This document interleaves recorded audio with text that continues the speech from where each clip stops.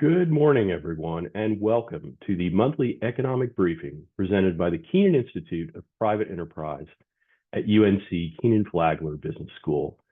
I am External Affairs Assistant Director Rob Knapp, and it's great to have you with us this morning. So everybody knows the effects of Helene on Western North Carolina and the rest of the Southeast, as well as the effects on the subsequent Hurricane Milton on Florida. But what kind of effects are these storms having on the jobs numbers that we're seeing this morning? For example, the expected number of jobs added in October and the actual number of jobs added in October do not look much like each other. So joining us this morning to sort all this out will be Kenan Institute Research Fellow Greg Brown. He's going to be with us in a moment, and we'll go through run of show real quickly, and then we'll have him on. So Professor Brown will give us a presentation of about 15 to 20 minutes on the things I've mentioned before, as well as some other topics of interest in economics. Then he's going to take your questions. So if you do have questions, you can submit them at any time using the Q&A function at the bottom of the screen. If you're joining us and you're with the media, please let us know your organization and title along with your questions so that we'll know to prioritize those. We want to make sure we get those asked. If you are joining us by phone and want to ask a question, you can do that. You can do it by emailing it to me at rob_knapp@kenan-flagler.unc.edu. We will be here for 30 minutes or so. As always, we will try to answer all the questions we can. So should be an interesting one this morning. Thanks again for joining us. So let me take this moment to introduce Greg Brown. He's the founder and research director of the Institute for Private Capital. He is the Van and K. Weatherspoon Distinguished Professor of Finance at Kenan-Flagler Business School and the faculty director for Luther Hodges Scholars. He was also the executive director of the Kenan Institute for 8 years, and it is great to have him back on the briefing. Good morning, Greg, and I hope you're doing well. Thanks, Rob. Hopefully you guys can hear me okay. I can hear you, but I can't see you. Yeah, hold on. Let me get my video going here, hopefully. There we go. Hello. Yeah, great. So, sort of interesting report in the sense that it's definitely got some issues related to unique circumstances. And so I'm going to spend some time just sort of walking through the numbers, how they might be affected by these special circumstances, including the weather, and then how we hopefully kind of wade through that a little bit to see what's happening after adjusting for what those factors might be and how that might relate to kind of where the economy is headed, where the Fed might think the economy is headed since they've got a meeting next week and such. So let me go ahead and share my screen here. Hopefully y'all are able to see that. So the headline payrolls number, which of course is the one people pay the most attention to, came out at just increase of 12,000 versus an expectation of 110,000. And people, I think, really didn't know what to expect. They were expecting a weaker number, in part because of the weather and the Boeing strike. We can talk about those in a minute. Those do look like they're evidenced in there, but this is a number that's 100,000 lower than that. So potentially a much bigger effect, or maybe there's other things happening in the economy as well, leading to that. We definitely saw this big decline in manufacturing payrolls, more than expected, more than I think would be completely attributed to the Boeing strike. Again, we'll come back to that. Another concern was on average hourly earnings, that if you had typically lower wage workers who were not going to be counted in the payroll data, for example, sort of leaving the survey, that there'd be a bias towards higher wage workers just because of sampling, not because of actual changes in earnings. Maybe a little bit of evidence of that, nothing huge. The printed just a tenth higher than expectations. And it doesn't look like there were big effects on sort of the average weekly hours either. And importantly, the number that sort of resonates most with people who are not economic data geeks is the unemployment rate, and the unemployment rate held steady at 4.1%. We did have a little bit of a dip in the labor force participation rate, and we'll dig into that as well. So let's just put the change in payrolls in context. So this number, which is effectively zero, is the weakest number, by a good amount that we've had since prior to COVID. So, coming out of COVID, we had, oops, I got my slides are auto advancing here, so I'm gonna have to play with that. We had, really strong set of employment reports as people got back to work. That moderated a bit, and then we've definitely seen sort of a downward trend, though it's been a bumpy trend in the recent reports. So, again, special factors here. Definitely the Boeing strike hit the data, and we see that in the manufacturing numbers that I mentioned. Part of that negative 46,000 is Boeing workers that are on strike. But I think it's certainly possible that there was other impacts to manufacturing. So, decent chunks of Florida evacuated. That would affect manufacturing. There's certainly manufacturing in North Carolina that was affected as well, or just in the Appalachian area that was affected. And so, it could be that, the combination of the hurricanes and the strikes are accounting for much of that decline in manufacturing, though it's also possible that there's sort of broader economic forces at work. The other one that sort of looks like it might be weather related is there was a slight decline in leisure and hospitality, minus 4,000 jobs there. That's been an area that had been growing pretty well in terms of employment for a good while, as they were sort of understaffed for a good part of the last couple of years and have been kind of getting back to more typical normal staffing levels. But of course, Florida and Western North Carolina are big tourist areas. And, certainly in North Carolina, it's been a big hit to what is the biggest tourist season for Western North Carolina. Hearing stories now of, people essentially having zero visitors to what is, typically the busiest month of the year for them. So some indication, though, that the payroll stuff is not entirely related to weather or manufacturing, because we also saw a big decline in temporary employment, which is historically considered a very cyclical measure of employment. So when the economy's kind of taking off a bit, starting to grow faster, then you'll see big increases in employment. When things are slowing down, that temporary employment. And then when you see the economy slowing down, you'll see companies use fewer temporary employees. So that sort of bellwether aspect is maybe a little concerning, that we saw about 50,000 fewer temporary employees in the month of October. All right, so why do we think that there's a good chance weather was in effect? Well, we actually saw it in the claims for unemployment insurance. So the claims for unemployment insurance come out weekly. They're measured weekly. And so we saw a bump in those numbers back in the early part of October that was then reversed in the latter part of October. So that's very consistent with people losing their jobs and in terms of weather-related events, and then things starting to normalize after that, once either their workplaces are back up in operation, or because it was just a one-time blip related to weather and not sort of an ongoing weakness in the labor market. So I think that suggests, again, going back to these, that this weakness, at least some part of it, can be attributed to the weather. All right, so unemployment rate again held steady right at 4.1%. There was sort of a decline in the household measure of employment. So again, there's two ways that employment is measured in the survey. One is by essentially kind of calling people up and asking them whether they were employed or not, and the other is the data that's reported by companies.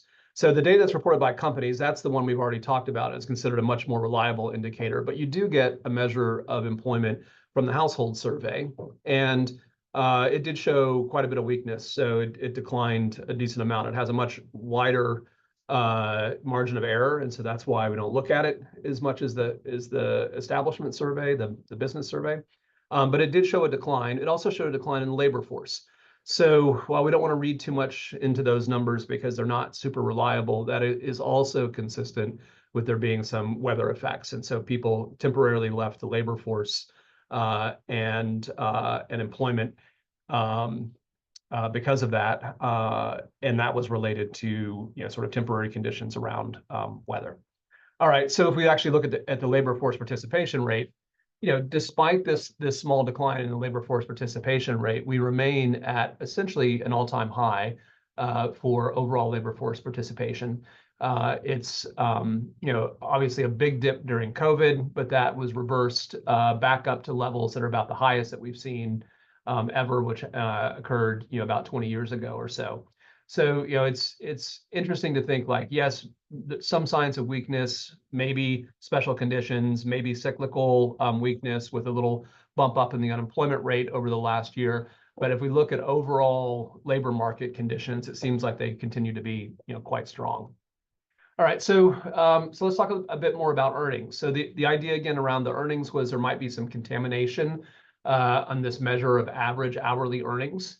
And so it's exactly what it sounds like. It's how much the typical worker makes on average. And the number here has sort of trended down. There was this kind of bump after COVID. People went back to work, and clearly this related to some of the inflationary pressures. The Fed has been watching this very closely as a sign of whether the labor market's overheating and there's a risk of a wage price spiral. But things have been sort of trending down until the middle of this year, and then they started to tick back up a little bit. The concern would be that this average number was skewed last month, because if you had folks that were typically in the lower income part of the wage distribution leaving the market because of weather-related effects, the people sticking around would be earning more and bump up that number. Now, it doesn't look like it's really bumped up a ton.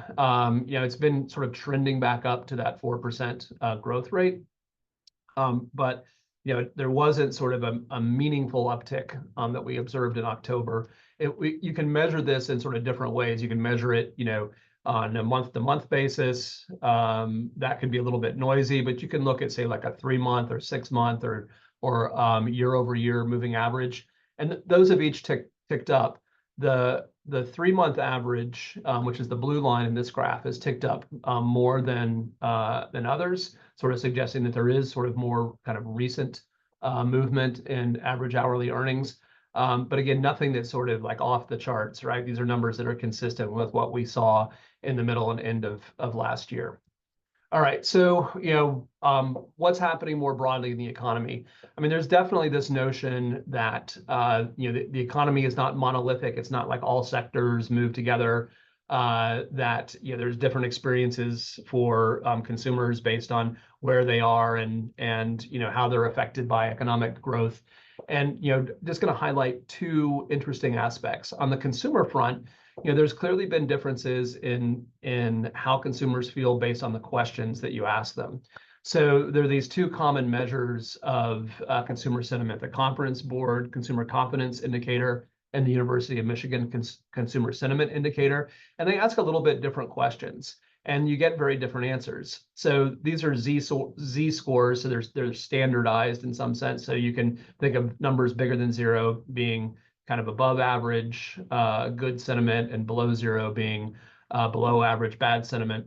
And we've seen now for a couple of years divergence in these 2 measures, and we think it's largely because of just what they're measuring. So in particular, the University of Michigan is much more likely to sort of load on things that would be related to inflation and housing, and places where we know there's been real challenges for households.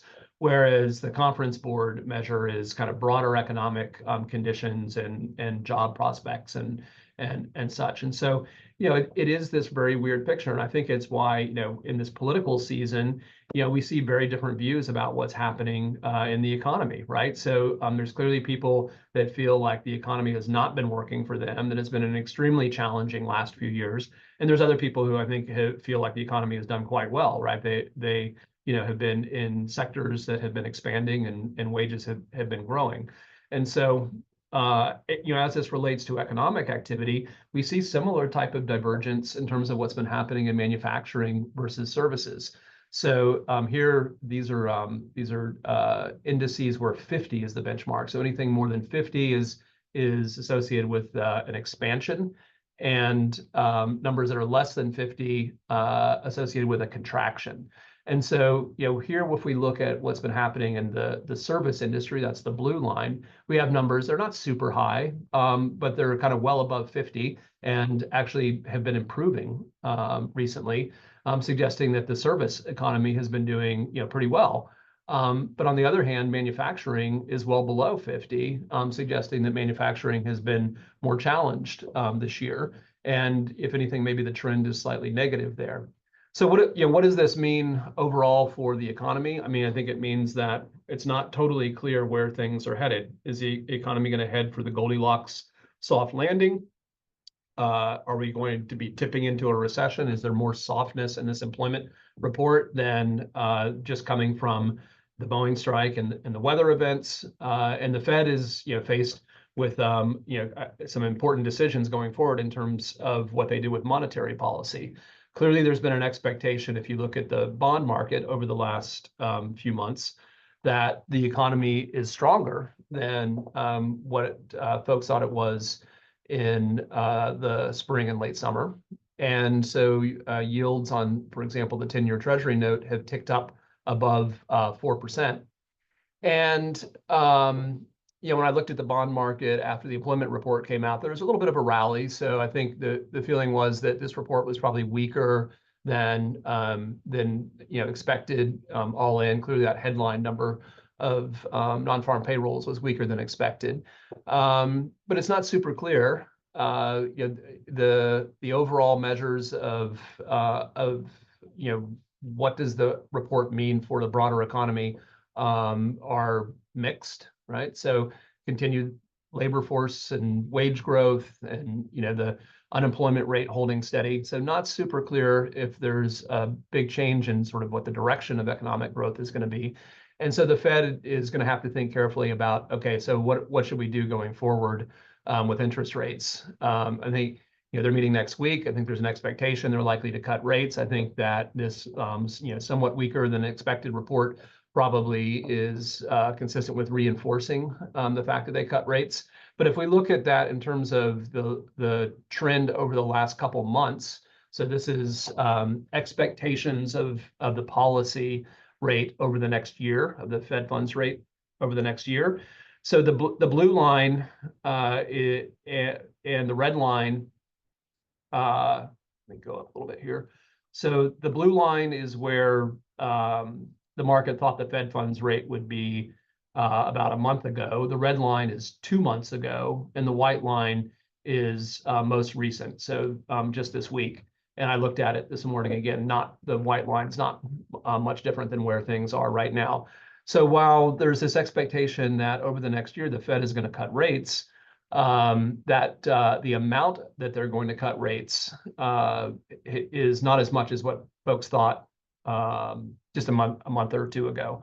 So continued easing by the Fed, but the continued strength in the economy suggests that they're likely to cut rates by maybe 0.5% less than what folks thought just a month or so ago. So a little bit of a confusing position in terms of what's happening with the economy. With the most recent data, it's hard to get a very clean read on, for example, service versus manufacturing economy, and then what the most recent trends are in the labor market, just given the ambiguity in the October data.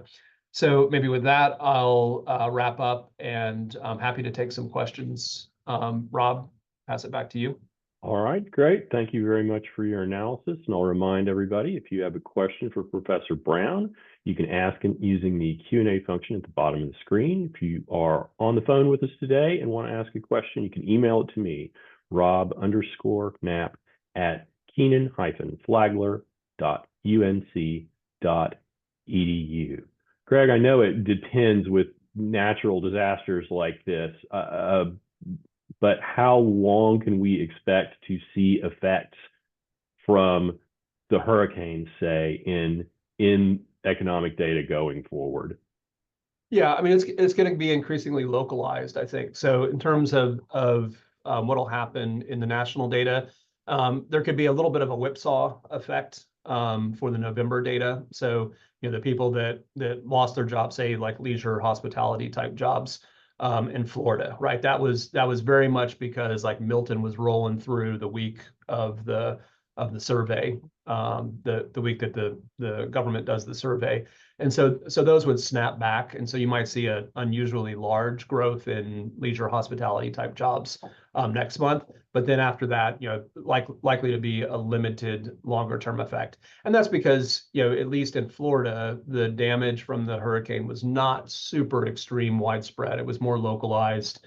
And so you just didn't have the kind of major destruction. Now, in North Carolina, it's I think a different story, right? Mm-hmm. Because we did see very severe damage to infrastructure in an area that's very concentrated in leisure and hospitality. So we could be, likely to see in the North Carolina statistics ongoing, weakness or sort of a level shift down in employment. And, to the extent that there's other things that are affected, so, manufacturing, transportation, logistics, those are going to be permanent effects. The flip side of that is that over sort of intermediate longer term, ironically, there's likely to be a boost in economic activity measures because of rebuilding. There's maybe a little bit of that associated with recovery and kind of immediately fixing type things. But sort of one of the ironies is that after a giant hurricane rolls through, for example, or there's some other natural disaster, you tend to see a boost in spending and a boost in gross domestic product. And so, the government, even when they're measuring these statistics, will try to estimate, how much of, say, a quarterly change in GDP is associated with rebuilding from a natural disaster.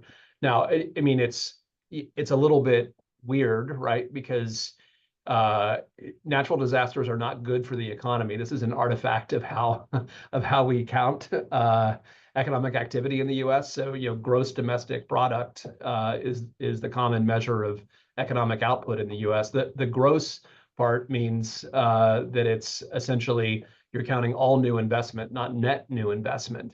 And so if you break something and then build back exactly what you had, that counts as gross domestic product. It wouldn't count as net domestic product. But it's hard to measure net domestic product. So historically, we've just kind of measured gross. But it isn't like you have a great economy if you go around breaking things and fixing them, right? So that's not the path to economic success. But essentially, that's what happens around some natural disasters.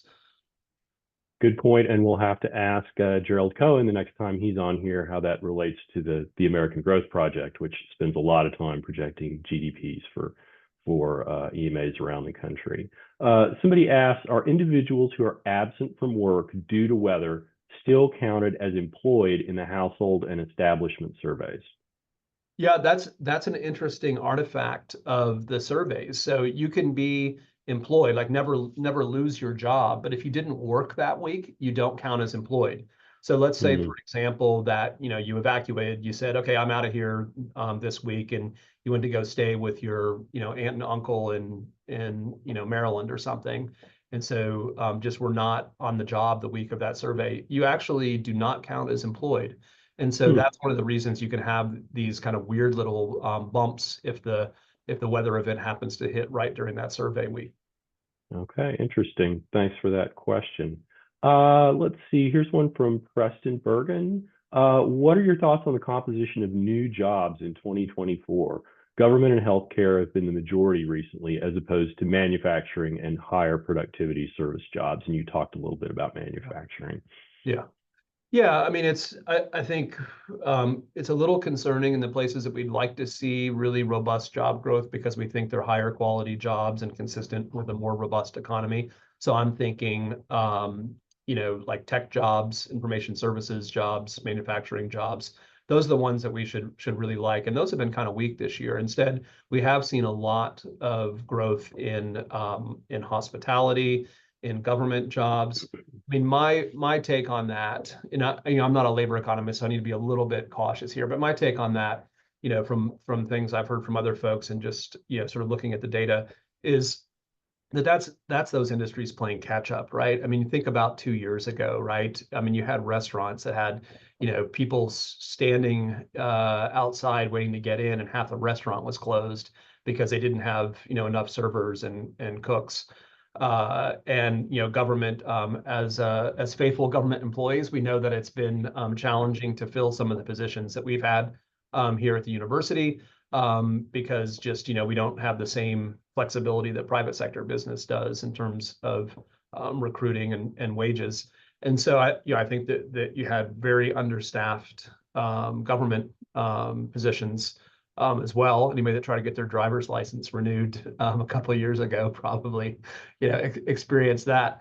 And so some of these sectors have been just playing catch up. Healthcare was the same one, right? So tons of healthcare workers got burned out and left the field or just stopped working during COVID.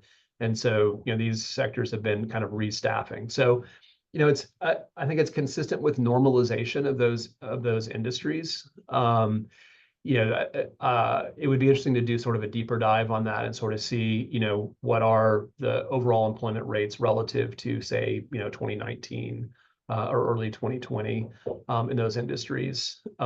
Because my understanding, again, without having studied it super deeply, is that really this was a normalization after a very tight labor market in 21 and 22. Okay, very good. Thanks. And yeah, we talk about numbers a lot, but sometimes it comes down to standing in line at the DMV for an hour and a half, and it all translates out. We get the question generally about what does this mean for CEOs in the Triangle, perhaps? And I guess I'd add on to that, does what's going on in Western North Carolina affect the rest of North Carolina in any significant ways, economically speaking? Yeah, no, I think it does. The tourism industry especially is a big moneymaker for the state. It's going to have spillover effects to other folks that support that industry. So I think there are going to be dislocations to the extent that infrastructure was damaged, and that presents challenges for businesses. Logistics, transportation infrastructure, for example. I think there's still challenges there, so that could cause people to change operations until those kind of that infrastructure gets rebuilt or normalized, right? And so that could have kind of unintended knock-on effects. So if people are going to have a choice of which warehouse to use, and they're going to use the one in Ohio or Georgia instead of the one in North Carolina, because it's hard to get west through the state, that could have sort of like kind of hard to observe weird effects on the broader economy. And then I think we are going to have to rebuild, and that's going to be costly, right? I think there's still discussion as to exactly how that's going to get covered, but I think it's very likely that this is going to be a major expense for the state, and we're going to be dipping into the rainy day fund, and so there will be some sort of fiscal effects from that. Again, probably positive for GDP growth in the intermediate term, but still that's coming out of spending out of savings in some sense. How the legislature thinks of that in terms of broader budgeting issues, it probably remains to be seen. Okay. Let's see. We're getting close to time. We'll try and slip one more quick one in, so consider this lightning round. You talked a little bit about workforce participation rates, which, again, a couple of years back were very different than they are now. Yeah. Now they're as high as they've ever been. Is there any indication that they could continue to go higher, and would that be a good thing necessarily? Yeah, I think people have been enticed into the labor force because the labor market's been good, and so will that continue, or how far could it continue? Part of that's driven by demographics, who's sort of available to work, and what are the incentives that they have to, say, for example, if it's a two-income household, for one of the members of that household to move from not working to working, right? So that's going to depend to some degree on the demographics of that household and how desirable the opportunities are. So I think there probably is some additional headroom, but there's not a ton, right? If you look at a lot of the increase, a lot of the growth that's happened over the last couple of years, frankly, has come from immigration, right? And so we've gone from a very tight labor market to maybe a more normalized labor market, in part because there's been a ton of people kind of coming in and filling those service jobs that, from other countries, legal and not legal. And so, a big question going forward is, if we do end up in a, political environment where, there's a big change in terms of willingness to accommodate foreigners in, informal economy or formal economy, that's going to be an important force in the labor markets. And, we can think about, that's a whole nother discussion, because there'll be sort of immediate impacts and all kinds of knock-on effects, some of which could be bad and some of which could be good in terms of what it means for individual households. So, that's probably something we can talk about after the election and after we get more clarity on what actual policy is going to affect in terms of immigration and labor market. Okay, lots of things to keep our eyes on in the months ahead. Thank you very much, Professor Greg Brown. Great analysis as always. And I guess this is your last briefing of the year, so we look forward to the next one in 2025. Yeah, thanks. Thanks to everybody who joined us this morning. Thank you for your questions. Great as always. We appreciate that. For those of you with the media, we'd love to continue the conversation. You can contact me, Rob_Knapp, at Kenan-Flagler.unc.edu if you want to talk to Professor Brown or any of our experts on any of the many subjects that we cover.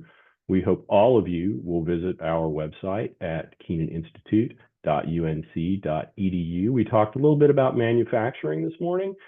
We've got several things about manufacturing on our site right now, with more to come. That's sort of a topic we're very interested in right now. So we will hope that you check us out. We also hope you'll check us out December 6th, I believe, which will be our next briefing and the last one of the year. So until then, thanks for being with us today, and have a great Friday.